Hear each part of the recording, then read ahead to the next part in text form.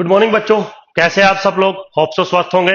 तो चलिए बच्चों, माई सेल्फ सुधीर सर, मेरे बच्चों जो आपका कोर्स है उसका next video, the course is statistical method EC 003। तो बच्चों काफी वीडियोस मैं बेसिक लेवल पे आपके लिए डाल चुका हूं। आज मैं नेक्स्ट वीडियो आपके साथ डिस्कस कर रहा हूं।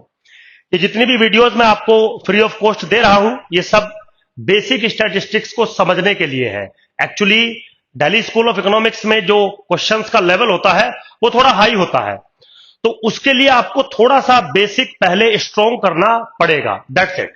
जिन बच्चों का बेसिक स्ट्रॉन्ग है वो बिल्कुल भी वीडियोस को फॉलो ना करें, रिक्वेस्ट है मेरी, वो अपना अदर एक्टिविटीज में इन्वॉल्व रहे। लेकिन जिन बच्चों को लगता है कि सुधीर सर हमें नीड रहेगी इस चीज की, क्योंकि जैसे ही आपका असाइनमेंट मिलेगा, असाइनमेंट का जो भी फर्स्ट क्वेश्चन होगा वहीं पे आपको रियलाइज हो जाएगा कि सुधीर सर आप बिल्कुल ठीक कह रहे थे, हमें बेसिक स्ट्रॉन्ग करना चाहिए था। तो रिक्वेस्ट है मेरी आपसे, बाकी आप लोगों का मन है। चलिए मेरे बच्चों, तो कंटिन्यू करते हैं अपनी क्लास को। देखिए, पिछली क्लास में मैंने आपको प्रोबेबिलिटी थ्योरी के बारे में कुछ बातें करी थी, और मैंने प्रोबेबिलिटी थ्योरी कब वर्क करती है और कब वर्क नहीं करती है इस पे जबरदस्त मैंने फोकस किया था कि हर एक्सपेरिमेंट पे, हर टाइप पे प्रोबेबिलिटी वर्क नहीं करेगी, ये मैंडेटरी है। ठीक, चलिए कोई बात नहीं। फिर क्या हुआ, अगर प्रोबेबिलिटी विल वर्क करती है तो प्रोबेबिलिटी 4 कैटेगरीज की, हमने 4 टाइप की थ्योरीज को डेवलप किया था। Classical theory, statistical theory and subjective theory. फिर लास्ट में एक थ्योरी बची थी जिसका नाम था एक्सियोमेटिक थ्योरी ऑफ प्रोबेबिलिटी। तो पिछली क्लास में मैंने बच्चों ये बोला था कि जितनी भी थ्योरीज अब तक हमने पढ़ी वो सब की सब पर्टिकुलर केस है एक्सियोमेटिक थ्योरी ऑफ प्रोबेबिलिटी का। कुछ लोग इस थ्योरी को सेट थ्योरेटिक प्रोबेबिलिटी भी कहते हैं, क्योंकि जो थ्योरी है वो मैथमेटिक्स की सेट थ्योरी के ऊपर बेस्ड है। ज्यादातर लोग इसको एक्सियोमेटिक थ्योरी ऑफ प्रोबेबिलिटी भी कहते हैं। अब सवाल ये आ सकता है, ये क्वेश्चन ये बन सकता है कि सुधीर सर आप इसको एक्सियोमेटिक थ्योरी ऑफ प्रोबेबिलिटी क्यों कहते हैं? क्यों? क्योंकि मेरे बच्चों ये जो प्रोबेबिलिटी थ्योरी है ये यूनिकली आइडेंटिफाई या यूनिकली डिफाइंड नहीं है। This theory of probability is based on some certain axioms. तो ये कुछ एक्सियम्स के ऊपर बेस्ड थ्योरी है मेरे बच्चों, बिल्कुल सिंपल है। चलिए स्टार्ट करते हैं। तो टॉपिक था मेरा बच्चों axiomatic theory of probability. Axiomatic theory of probability, ठीक है जी। तो याद करो, शायद मैंने बेसिक लेवल पे आपको एक बार वेक्टर स्पेस थ्योरी पढ़ाई थी, वेक्टर्स आपको समझाए थे। तो मेरे बच्चों ये जो चीजें आपको समझाई जाती हैं ये बहुत हद तक एक दूसरे के साथ रिलेटेड होती हैं। तो मान लीजिए अगर मैं आपसे कभी पूछ लूं कि बेटा एक्सियोमेटिक प्रोबेबिलिटी का डेफिनेशन बताइए, जैसे आपने मुझे क्लासिकल का डेफिनेशन बताया था, sir favourable cases divided by total cases, चलिए कोई प्रॉब्लम नहीं है। आपने मुझे स्टैटिस्टिकल का डेफिनेशन बताया था, sir favourable outcomes divided by total outcomes, limit as n tends to infinity, blah blah चीजें आपने मुझे बताई थी।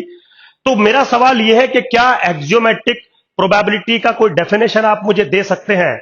आंसर है नहीं। क्यों? क्योंकि ये यूनिकली डिफाइंड नहीं होता। This theory is based on certain axioms. तब आप मेरे से पूछोगे कि सुधीर सर वो सर्टेन एक्सियम्स क्या है? अब मैं वो आपको समझाता हूं। मेरे बच्चों, एक्सियोमेटिक थ्योरी ऑफ प्रोबेबिलिटी को डिफाइन करने के लिए 3 चीजें चाहिए। एक ट्रिपलेट चाहिए, S, stylish B and P dot. समझ गए? तो हो सकता है आप कोई अनदर बुक पढ़ें, उसमें नोटेशन, रिप्रेजेंटेशन कुछ डिफरेंट हो, लेकिन एक चीज का ध्यान रखिएगा, आज जो भी मैं पढ़ाने जा रहा हूं वो सब कुछ मैथमेटिकल है। मैथमेटिकल मतलब जो भी मैं डिफाइन करूंगा वो इन टर्म्स ऑफ सेट्स या इन टर्म्स ऑफ फंक्शंस होगा। दैट इज द मीनिंग कि सब कुछ मैथमेटिकल है।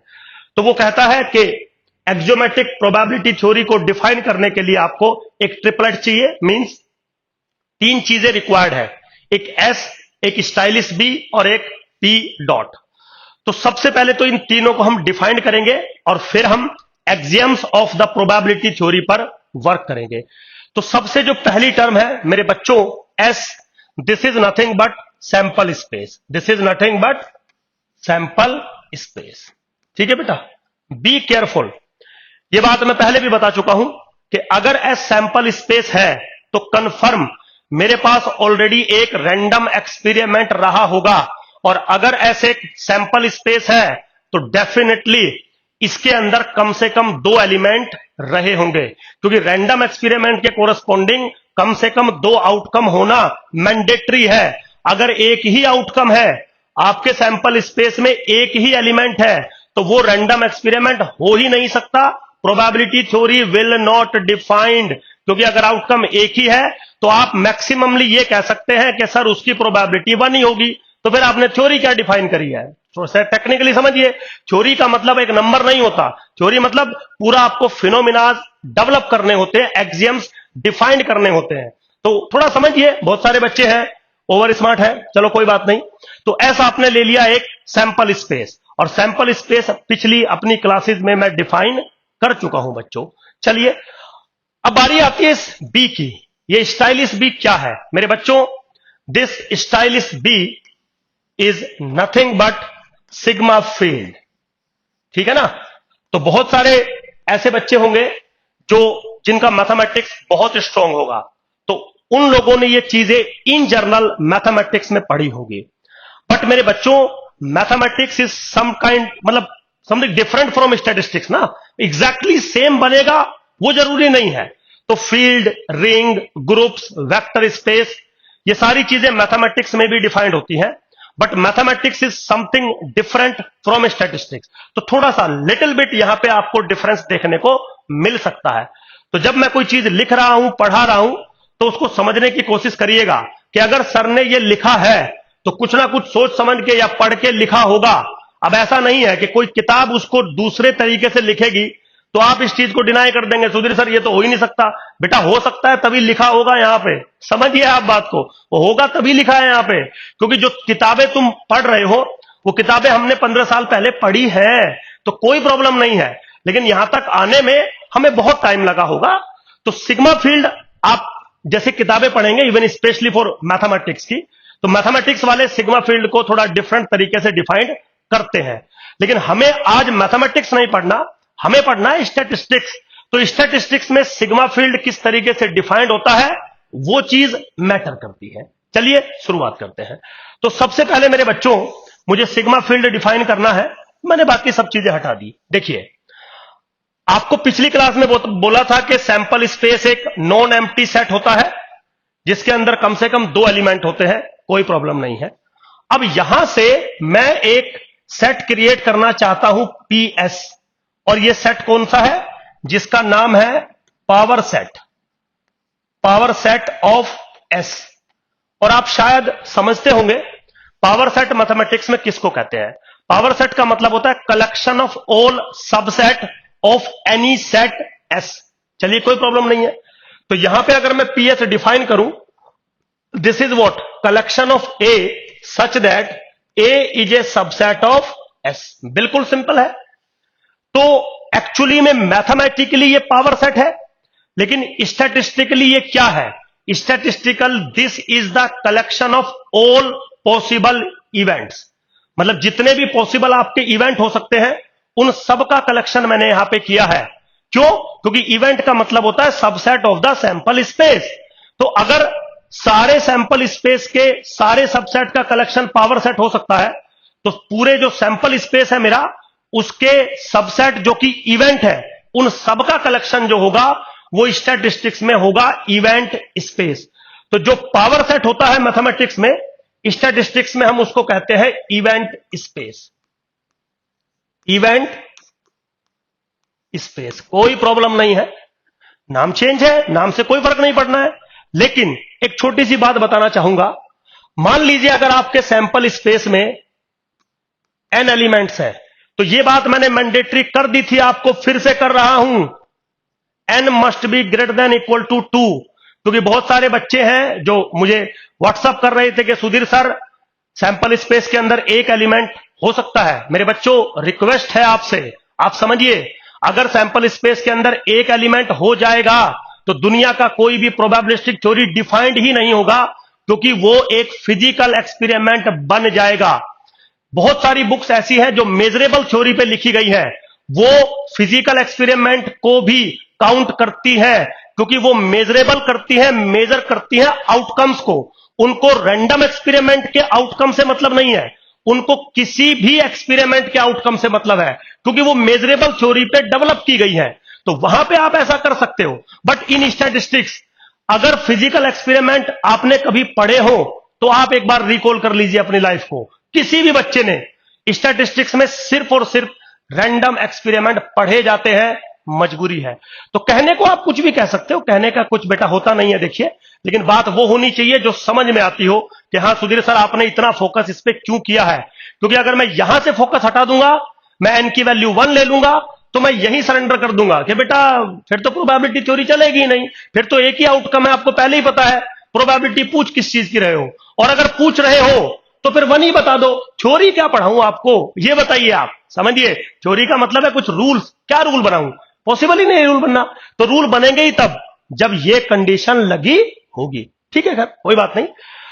तो एक रूल है मेरे बच्चों, अगर किसी सेट के अंदर n एलिमेंट्स है, समझ गए, तो उसके कितने पॉसिबल सबसेट बन सकते हैं?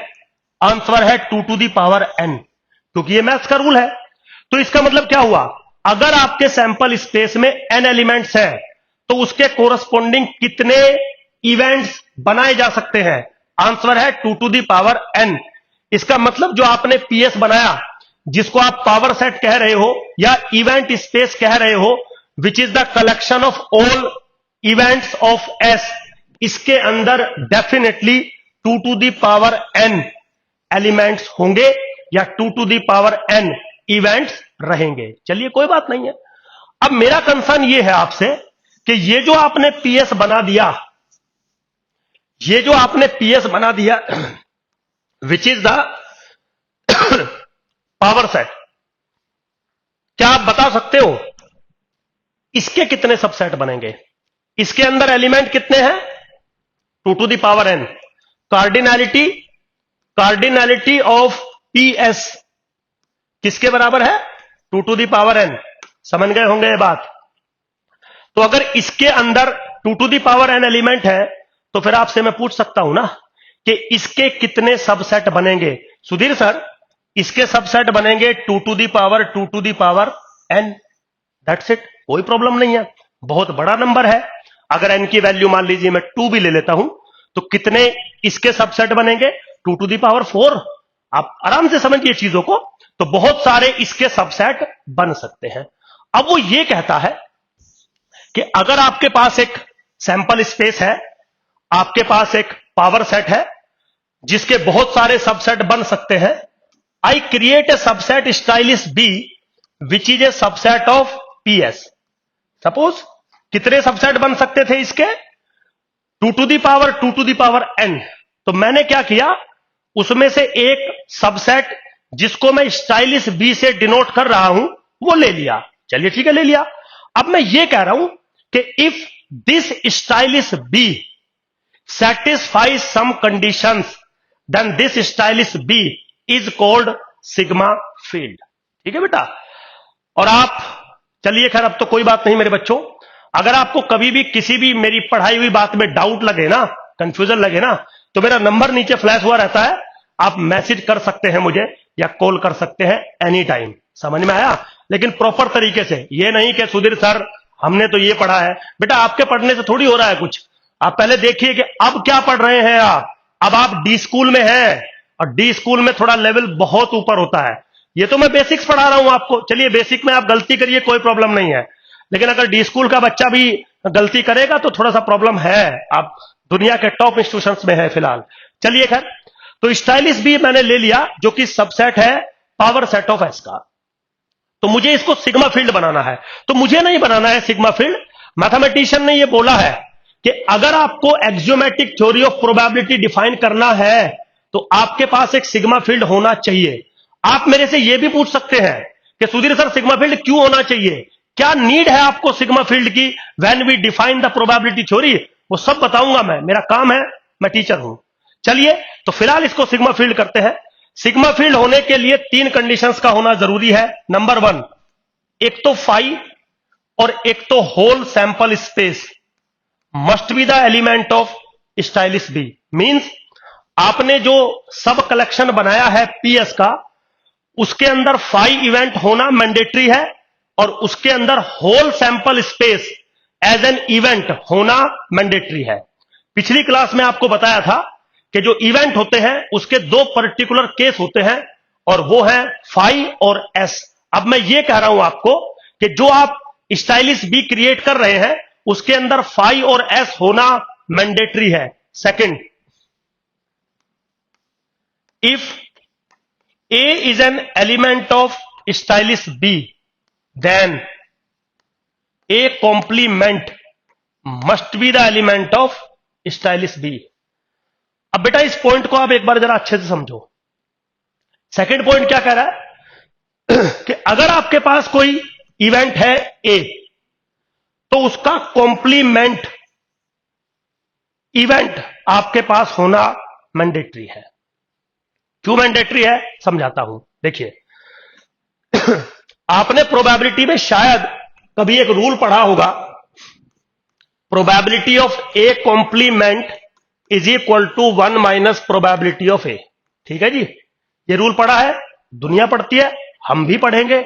लेकिन मेरा एक सवाल है कि अगर आपके पास ए इवेंट एग्जिस्ट करता है तो क्या यह जरूरी है कि ए का कॉम्प्लीमेंट एग्जिस्ट करे?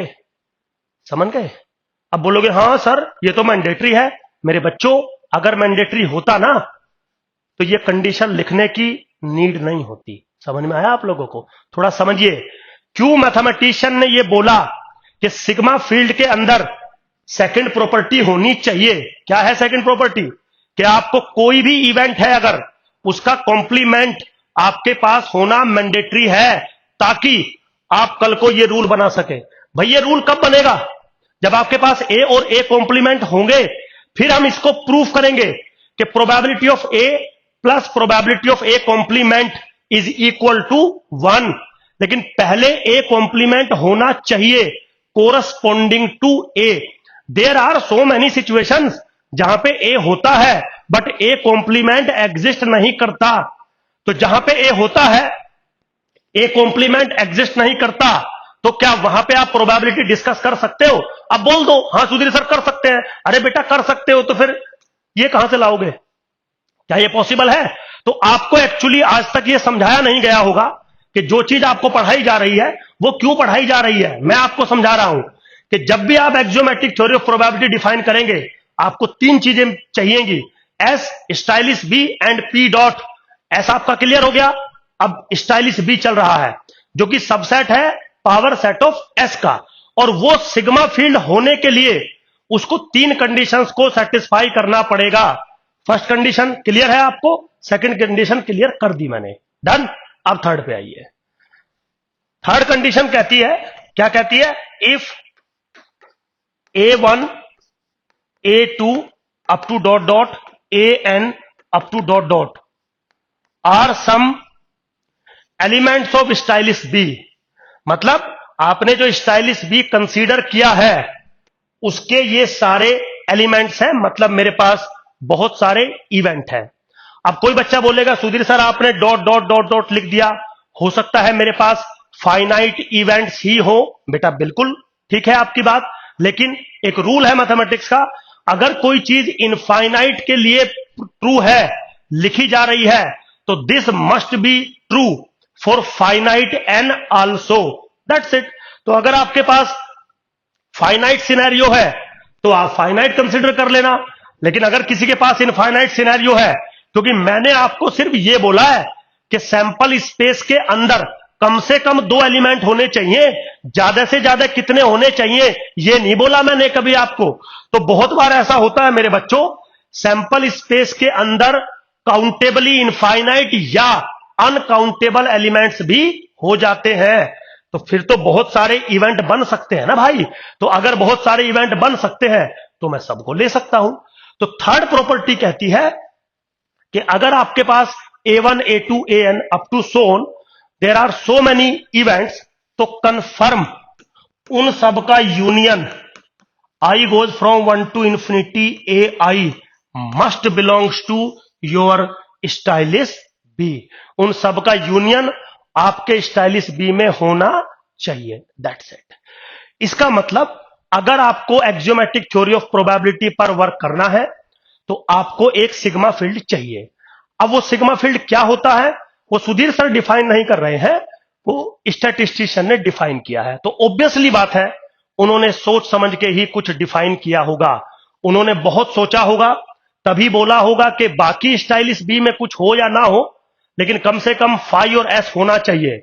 दूसरा, अगर ए इवेंट है तो उसका कॉम्प्लीमेंट कंफर्म आपके पास होना चाहिए. थर्ड, अगर मैं बहुत सारे इवेंट्स कंसीडर करूं, they may be disjoint, they may be not, they may be mutually exclusive, they may be not, doesn't matter.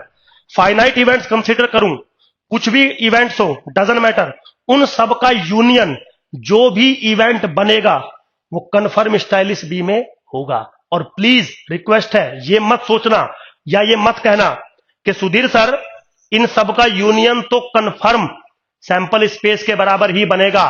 कोई जरूरी नहीं है, क्योंकि यहां पे मैं सिर्फ इतना लिख रहा हूं कि मेरे पास इनफाइनाइट इवेंट्स हैं, काउंटेबली इनफाइनाइट इवेंट्स हैं, सारे इवेंट हैं ये नहीं लिख रहा हूं. हो सकता है ना किसी अच्छे बच्चे का दिमाग चल जाए कि सुधीर सर आपने तो सबका यूनियन कर दिया. मेरे बच्चों, ये सबका यूनियन नहीं है, ये इनफाइनाइट इवेंट्स का यूनियन है. हो सकता है बाकी इनफाइनाइट सेट्स और सेट के अंदर बच गए हों, बिल्कुल ऐसा पॉसिबल है. क्योंकि ये रूल है, अगर मेरे पास इनफाइनाइट थिंग्स हैं, उनमें से मैं इनफाइनाइट थिंग्स ले भी लेता हूं तो भी वहां पर इनफाइनाइट थिंग बची रहती हैं. ये रूल है, इसमें हम थोड़े ही कुछ कर रहे हैं. चलिए खैर, तो कोई भी स्टाइलिश बी अगर इन तीन कंडीशंस को सेटिस्फाई करता है, देन दिस इज कॉल्ड मेरे बच्चों सिग्मा फील्ड. Very simple. अब चलिए एक एग्जांपल लेके आपको समझाता हूं. क्या है देखिए, और रिक्वेस्ट करता हूं आपसे बच्चों, अगर आपको मेरे पढ़ाए हुए में कोई भी गलती या कोई भी प्रॉब्लम आती है, क्योंकि आप डी स्कूल के बच्चे हो तो ठीक है, रेस्पेक्ट करता हूं मैं, क्योंकि मुझे पता है यहां क्या चीज है आती है. लेकिन अगर आपको कोई डाउट है, कोई प्रॉब्लम है, आप सीधा मुझे व्हाट्सअप करिए कि सुधीर सर आपकी इस बात में हमें प्रॉब्लम लग रही है. I will definitely solve. ये मेरा काम है, क्योंकि मैं टीचर हूं. हाँ, आप अपनी मर्जी से सोच के बैठ जाएंगे, नहीं नहीं सुधीर सर ये तो गलत हो गया.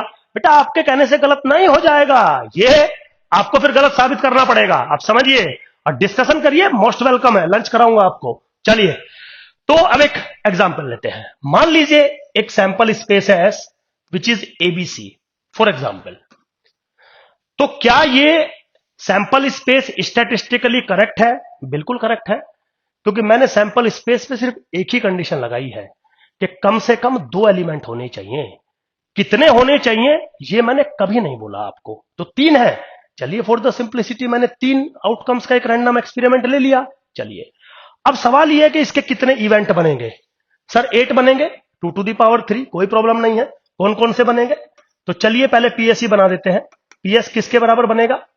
5s single element A, single element B, single element C. Okay, A B ठीक है, बी सी ठीक है, ए सी. चलिए ठीक है बेटा, तो 8 एलिमेंट है इसके अंदर.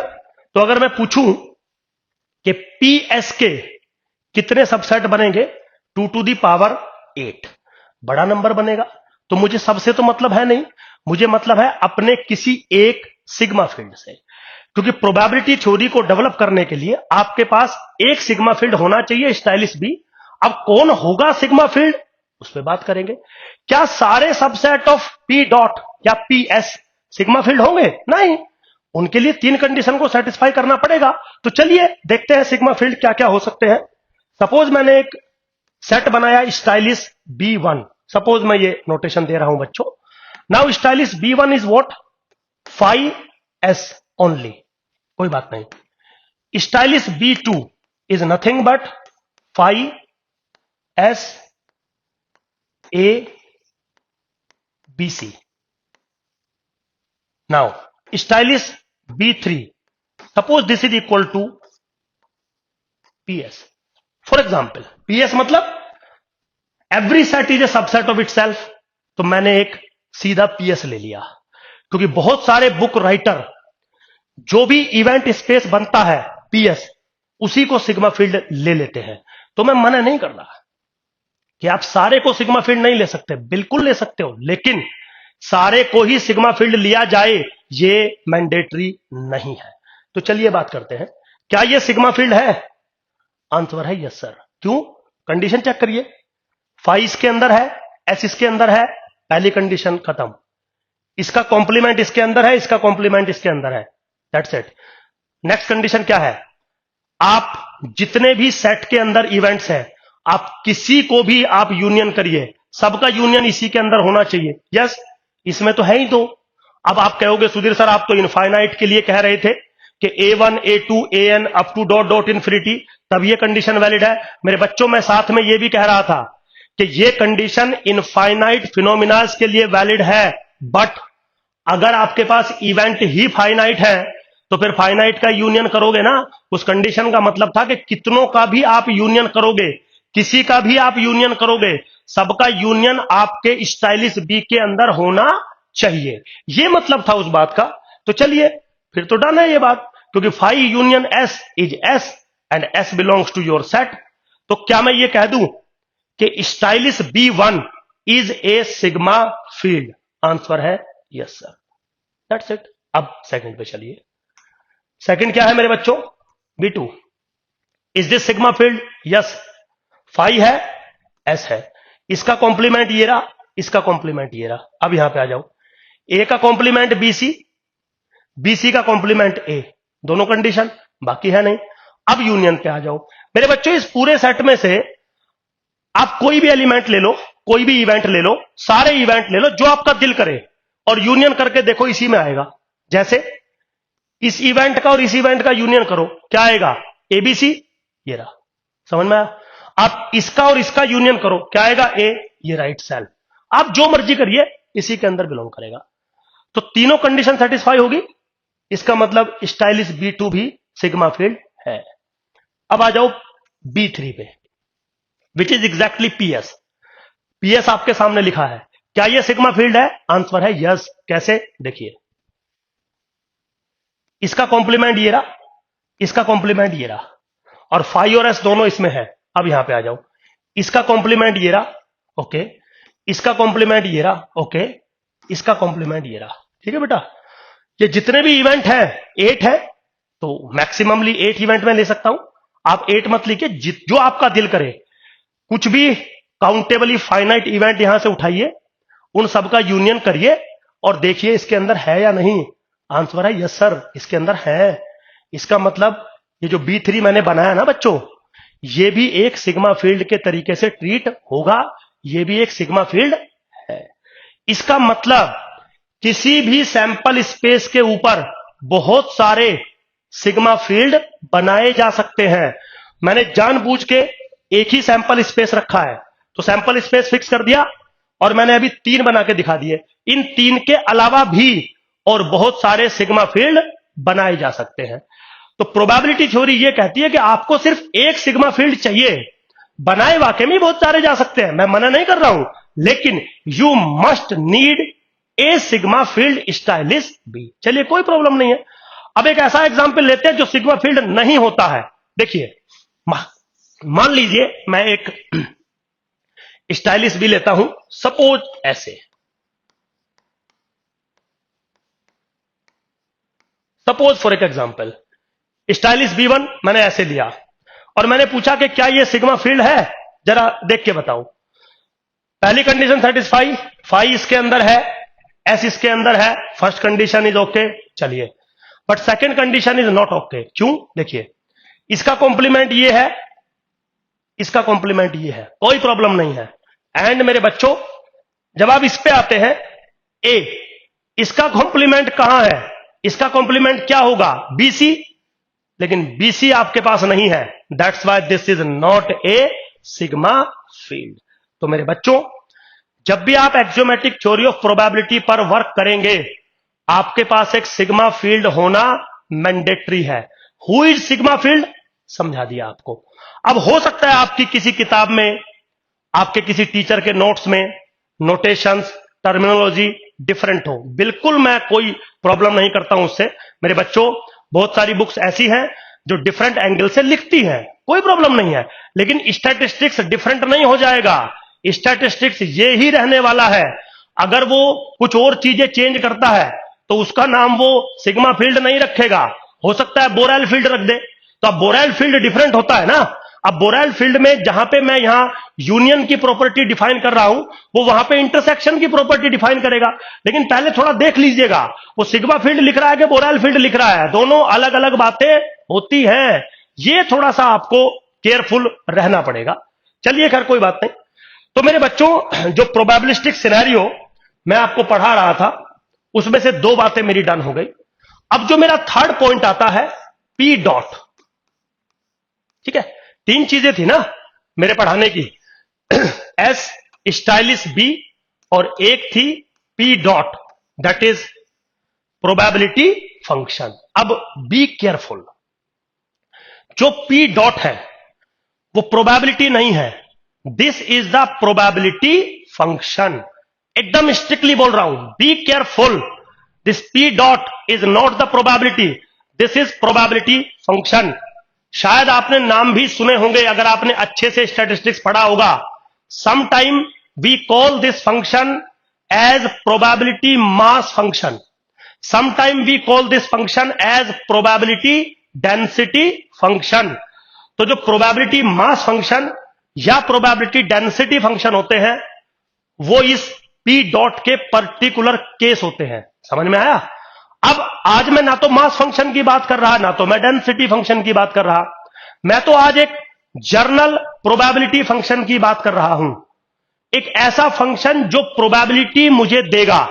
ये खुद में प्रोबेबिलिटी नहीं होता, ये खुद में तो एक फंक्शन होता है, लेकिन इस फंक्शन की जो वैल्यू होती है वो मुझे प्रोबेबिलिटी देती है। Be careful. समझ में आया?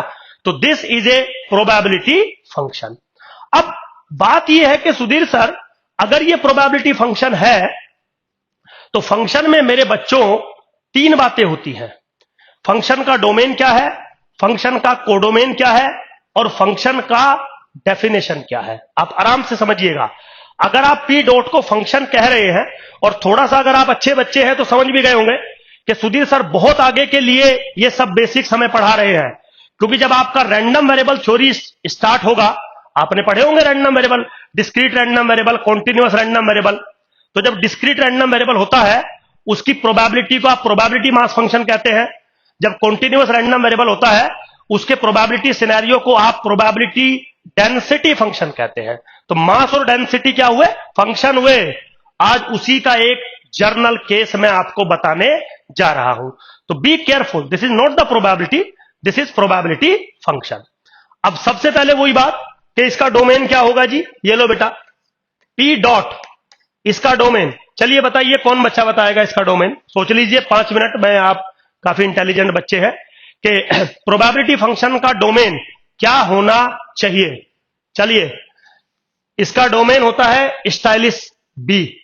और हो सकता है कोई बच्चे को यह लग जाए, सुधीर सर इसका डोमेन तो सैंपल स्पेस होगा। तो मेरे बच्चों मुझे मैसेज कर लेना, एक बार बता दूंगा, एक्सप्लेन कर दूंगा क्यों एस नहीं हो सकता, क्यों सैंपल स्पेस नहीं हो सकता, क्यों स्टाइलिश बी ही होना चाहिए। और सिर्फ पी डॉट को एज ए फंक्शन ट्रीट करने के लिए मैथमेटिशियंस को सिग्मा फील्ड डेवलप करना पड़ा। अदरवाइज सिग्मा फील्ड की कोई नीड नहीं थी, सैंपल स्पेस से ही काम चल जाता। बताएंगे कभी जब मूड होगा। समझ में आया? क्योंकि बेसिक है बिल्कुल, ये चीजें आपको नॉलेज होनी चाहिए। जैसे ही आपका कोर्स स्टार्ट होगा, स्टैटिस्टिक्स का यह लेवल आपको देखने को मिलेगा। समझ में आया? वो लेवल को कवर करने के लिए ये सब बेसिक वीडियोस आपको दी जा रही हैं कि समझ लीजिए। और इन वीडियोस में भी अगर आपको कोई डाउट है तो रिक्वेस्ट करता हूं, नंबर है आपके सामने, आप प्लीज मैसेज कर दीजिए कि सुधीर सर ये बात समझ में नहीं आई, प्लीज आप इसको एक बार एक्सप्लेन कर दीजिए। वो मैं करूंगा, मेरा काम है बेटा, टीचर हूं मैं आपका। चलिए, तो पी डॉट जो कि एक फंक्शन के तरीके से बिहेव करेगा, उसका डोमेन होगा स्टाइलिश बी। अब बारी आती है रेंज की।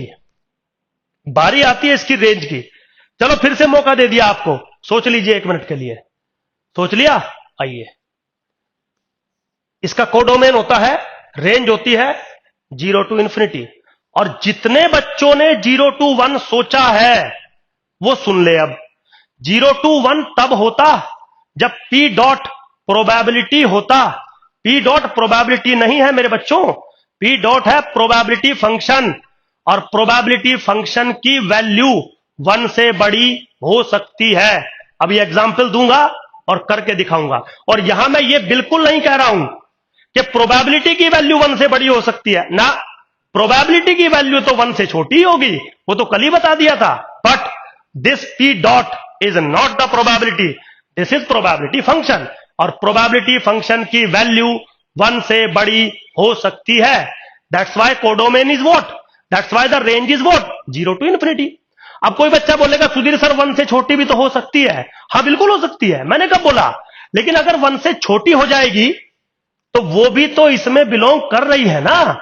लेकिन अगर मैं 0 टू 1 लिख देता और गलती से 1 से बड़ी हो जाती प्रोबेबिलिटी फंक्शन की वैल्यू, तो आप कैसे जस्टिफाई करते? पॉसिबल नहीं था ना।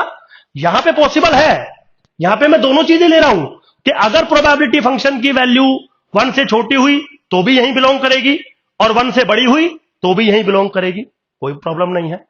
अब बारी ये आती है मेरे बच्चों कि जिस फंक्शन को आप प्रोबेबिलिटी फंक्शन कहना चाह रहे थे सर, उसका डोमेन चलो हमें क्लियर हो गया, उसका कोडोमेन भी चलो हमें थोड़ा थोड़ा क्लियर हो गया। अब इसकी डेफिनेशन दीजिए। क्यों? क्योंकि मैंने बोला था जब भी कोई फंक्शन आप डिफाइन करते हैं उसके अंदर 3 चीजें होना मैंडेटरी है, डोमेन, रेंज या कोडोमेन और डेफिनेशन। उससे पहले एक चीज आपको मैं बताना चाहूंगा बच्चों, क्योंकि आपके माइंड में ना किसी भी second of the video doubt नहीं होना चाहिए। ये मुझे थोड़ा सा, मैं गुस्सा हो रहा हूं क्योंकि जब डाउट हो जाता है ना तो आप उसको क्लियर करने की बजाय उस पर कमेंट करना शुरू कर देते हैं। बेटा पहले सुन लीजिए, जो टीचर आपके सामने पढ़ा रहा है वो आपकी उम्र से ज्यादा एक्सपीरियंस उसको पढ़ाने का है, तो अगर कोई चीज लिखी गई है ना तो बहुत सोच समझ के लिखी गई होगी। अगर आपको डाउट कंफ्यूजन है, सीधा आप टीचर को मैसेज करिए कि सुधीर सर नहीं समझ में आया। आप अपने आप चतुर बनने की कोशिश ना करिए, बिल्कुल ना करिए मेरे बच्चों। अभी बहुत समय है आपके पास चतुर बनने के लिए, खूब बनिएगा, किसी ने कुछ नहीं रोका है आपको, लेकिन पहले सुन लीजिएगा। तो अगर अभी भी आपके दिमाग में ये आ रहा है कि सुधीर सर ये जो P डॉट है ये 0 टू 1 के बीच में ही लाई करेगा, तो मैं एक एग्जांपल दे देता हूं आपको। देखिए, शायद आपने कभी पढ़ा होगा x follow exponential theta, exponential random variable, शायद आपने कभी पढ़ा होगा। नहीं पढ़ा होगा तो मैं एक एग्जांपल और दे दूंगा, क्योंकि अब मुझे पता नहीं है, मैं तो वीडियो रिकॉर्ड कर रहा हूं कि आपने ये चीजें पढ़ी हैं या नहीं। हां सर हमने पढ़ा है। इसमें शायद आपने देखा होगा जो इसका प्रोबेबिलिटी डेंसिटी फंक्शन होता है एफ ऑफ एक्स, वो होता है theta into e to the power minus theta x. बिल्कुल ठीक है सर। तो हम इसको क्या कहते हैं? Probability density function. डेंसिटी इसको इसलिए कहते हैं क्योंकि ये कंटिन्यूअस रैंडम वेरिएबल के कोरस्पॉन्डिंग डिफाइन किया गया है। मुझे कोई प्रॉब्लम नहीं है। अब अगर मैं आपसे फॉर एग्जांपल ये कह दूं कि suppose x follow exponential 3, suppose, है ना। अब थीटा की वैल्यू के बारे में आपको शायद जानकारी होगी कि थीटा 0 से स्ट्रिक्टली बड़ा होता है। तो फॉर ए सेकेंड मैंने थीटा को 3 ले लिया, सपोज फॉर एग्जांपल। तो डेंसिटी फंक्शन क्या बनेगा मेरे बच्चों? डेंसिटी फंक्शन बनेगा 3 into e to the power minus 3x। ये आपका डेंसिटी फंक्शन बनेगा अकॉर्डिंग टू रूल, कोई प्रॉब्लम नहीं है। अगर मैं इस फंक्शन की वैल्यू आपसे पूछूं एट 0, गौर से समझिए, हम इसको f से डिनोट करते हैं, मैं इसको p से भी तो डिनोट कर सकता हूं ना, मैं इसको p से भी तो डिनोट कर सकता हूं ना, px। ये लो, मैं इसको p से भी डिनोट कर सकता हूं ना, px। अब p डॉट का मतलब ये थोड़ी है जहां भी देखोगे p सर वहीं प्रोबेबिलिटी हो जाएगा। मैंने तो बोला है बेटा ये प्रोबेबिलिटी नहीं है, ये प्रोबेबिलिटी फंक्शन है जिसपे px प्रोबेबिलिटी फंक्शन की वैल्यू को रिप्रेजेंट कर रहा है। आराम से समझिए। तो अगर यहां पे मैं p0 पूछूं आपसे, यानी कि आपके प्रोबेबिलिटी फंक्शन जिसको आप प्रोबेबिलिटी डेंसिटी फंक्शन बोल रहे हो, उसकी वैल्यू पूछूं 0 पे, तो जरा वैल्यू बताना 3, that's it.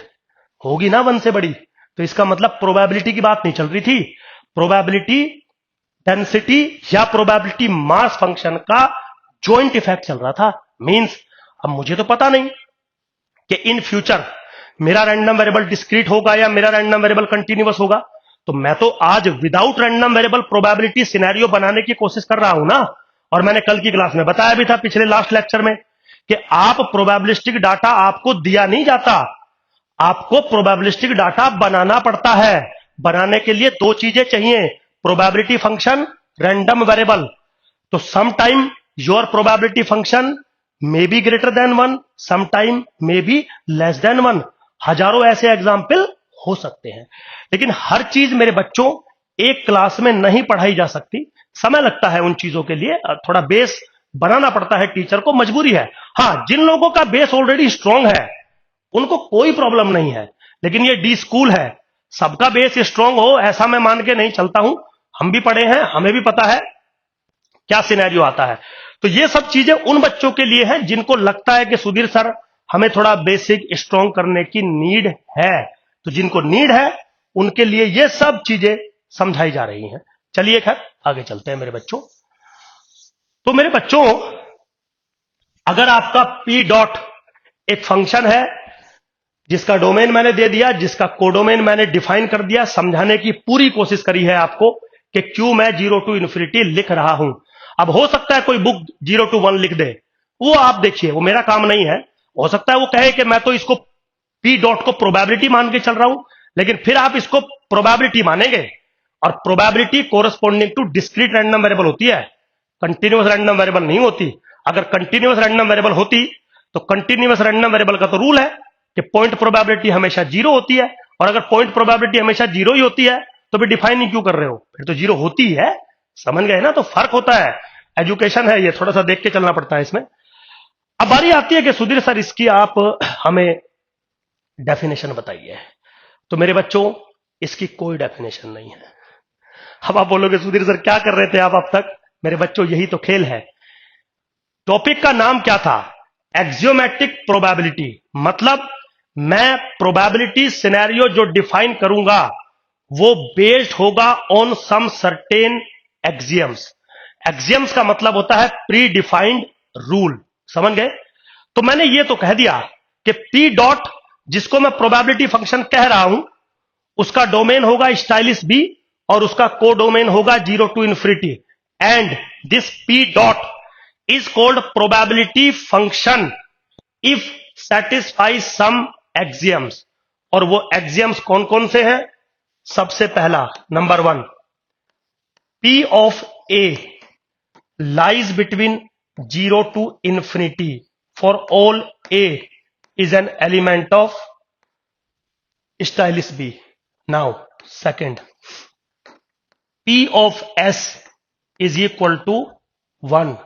Now third, P of union, I goes from 1 to infinity AI is always equal to summation I goes from 1 to infinity P of AI, where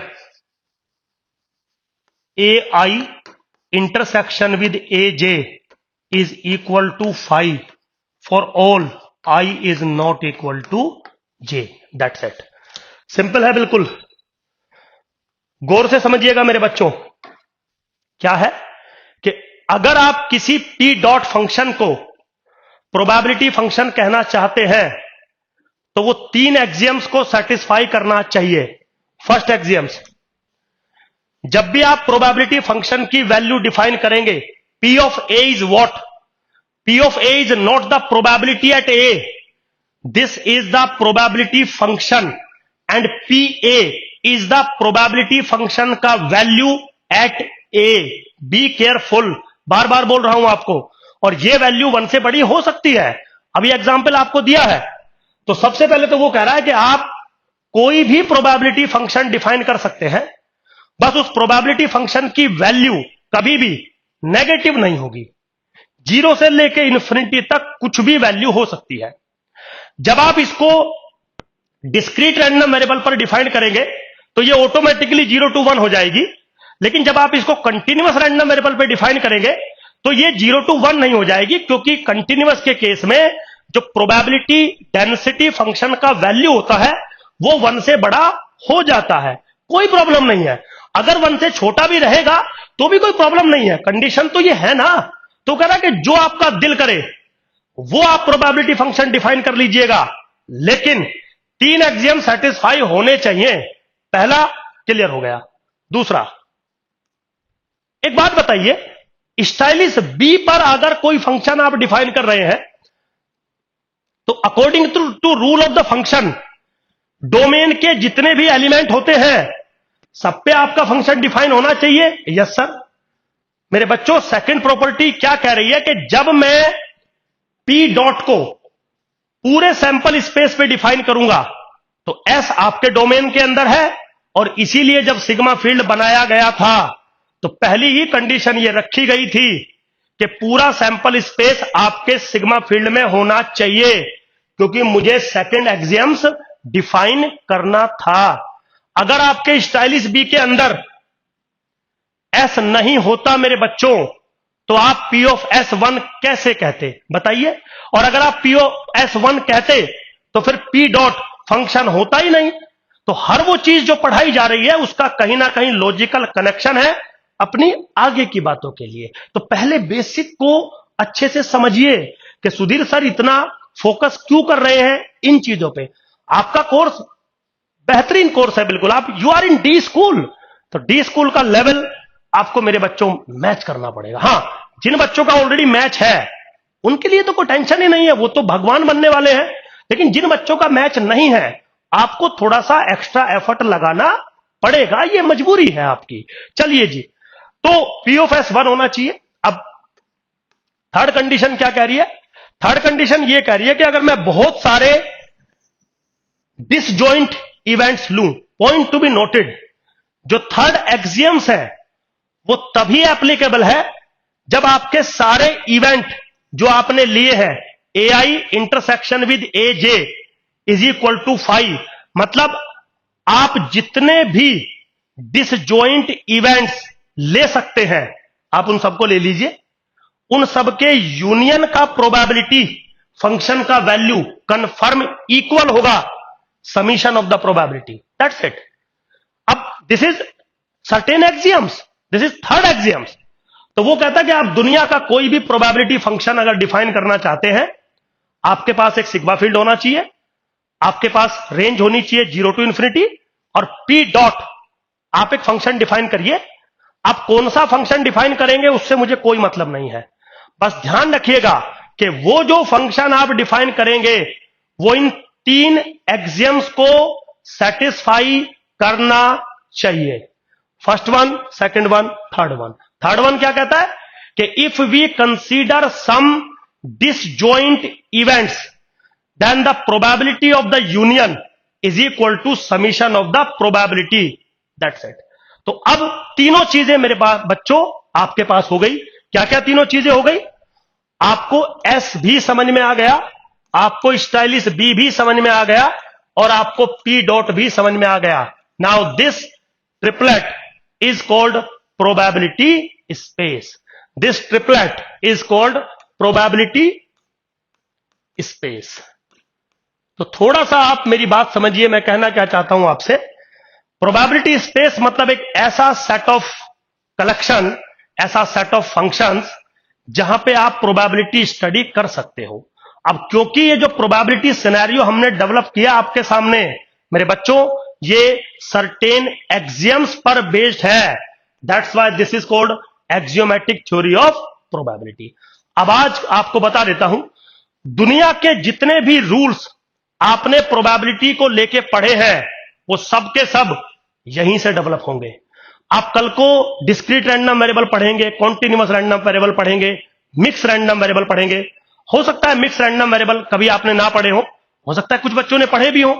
तो आप दुनिया का कोई भी रैंडम वेरिएबल पढ़िए, जब आप उसका प्रोबेबिलिटी फंक्शन डिफाइन करेंगे, आइदर मास फंक्शन और डेंसिटी फंक्शन, उस फंक्शन को कंफर्म इन तीनों एक्सियम्स को सेटिस्फाई करना होगा।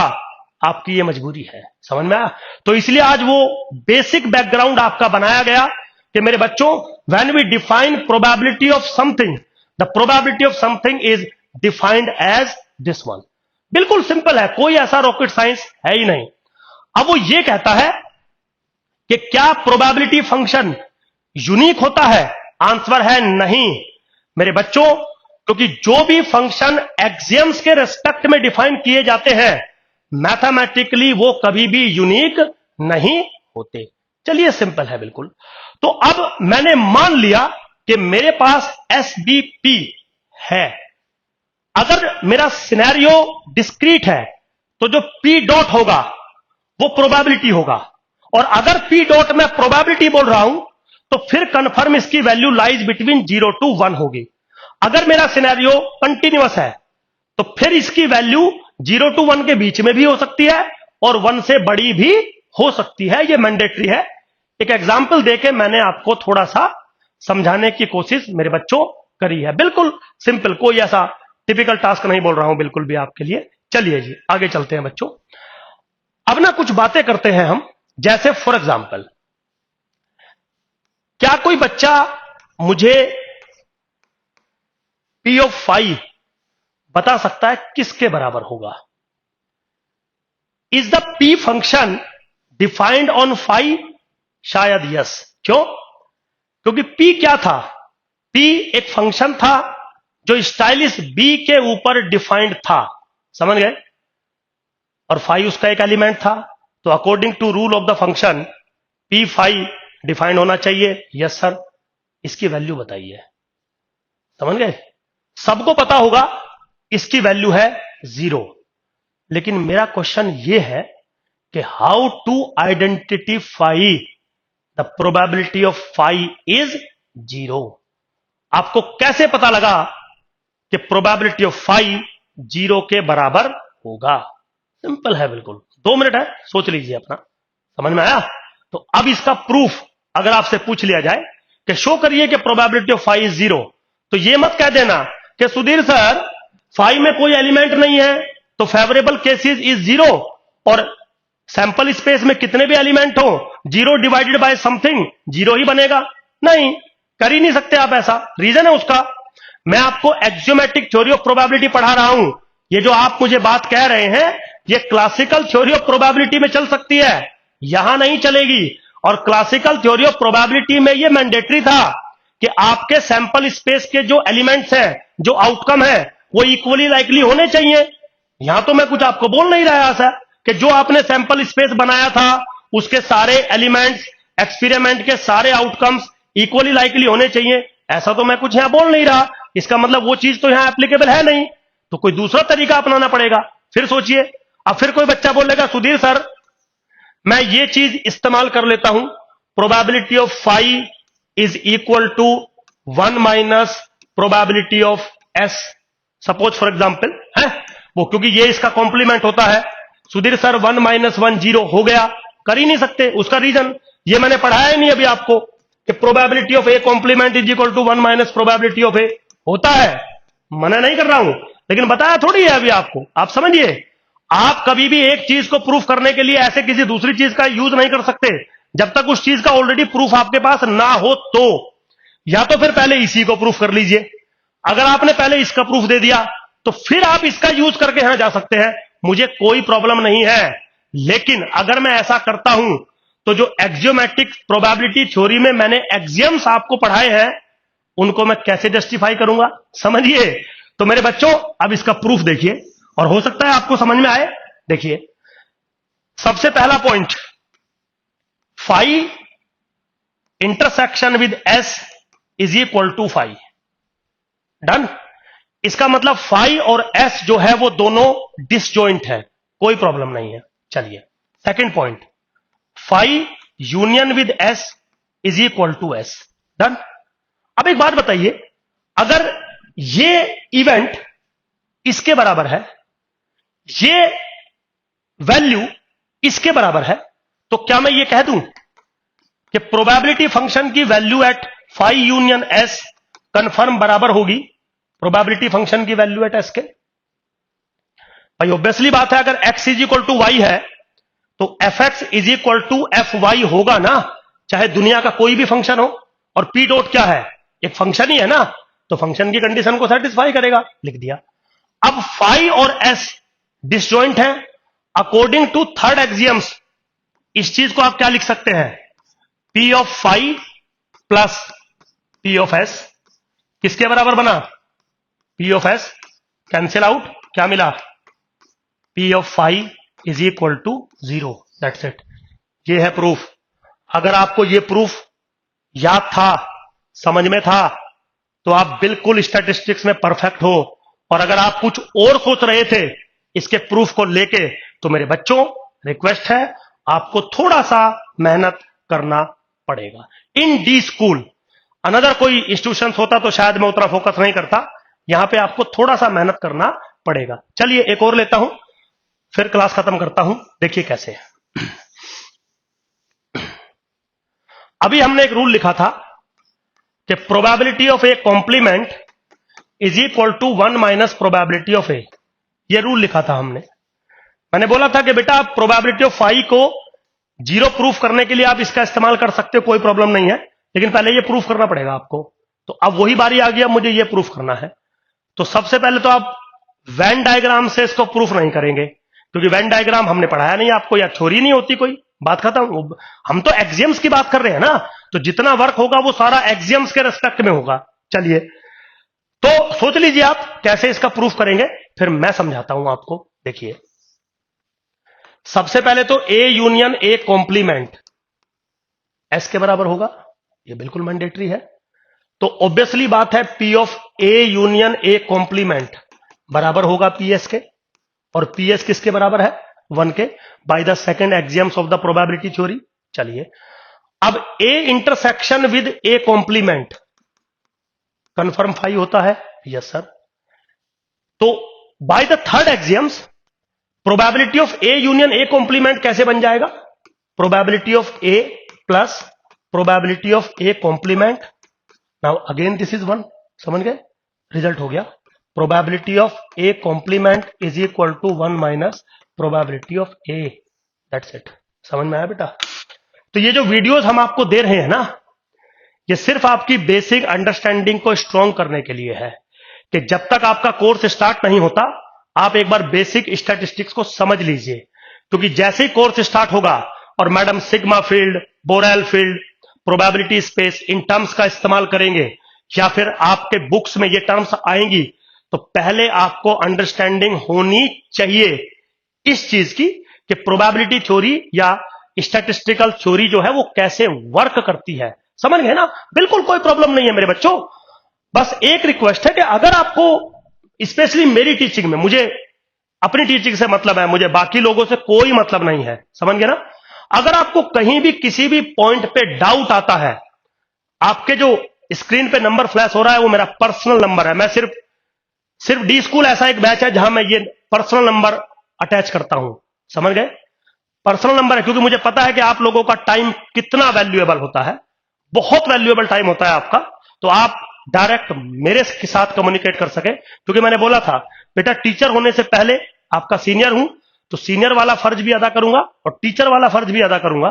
तो कोई भी आपको, किसी बच्चे को कुछ भी प्रॉब्लम होती है, आप बता दीजिए कि सुधीर सर ये हमें ठीक नहीं लग रहा है, मैं डेफिनेटली एक्सप्लेन करूंगा।